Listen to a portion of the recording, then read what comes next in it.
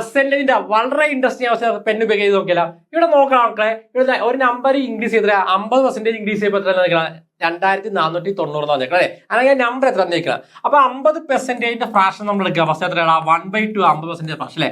2 ആയിക്കും original number. അപ്പൊ increase ചെയ്യുമ്പോൾ എത്രയായിരിക്കും 2 + 1 എത്ര 3 യൂണിറ്റ്. ആ 3 യൂണിറ്റ് എത്ര വന്നേക്കണം നമുക്ക് 2490 വന്നേക്കണം. ഇനി ഓപ്ഷനിൽ നോക്കണം. എല്ലാ ഓപ്ഷനിലും ലാസ്റ്റ് ഡേറ്റ് 0. അപ്പൊ ഈ സീറോസ് എല്ലാം ക്യാൻസൽ ചെയ്യാം. അപ്പൊ ഇതിന്റെ 0 നമ്മൾ ക്യാൻസൽ ചെയ്യാം.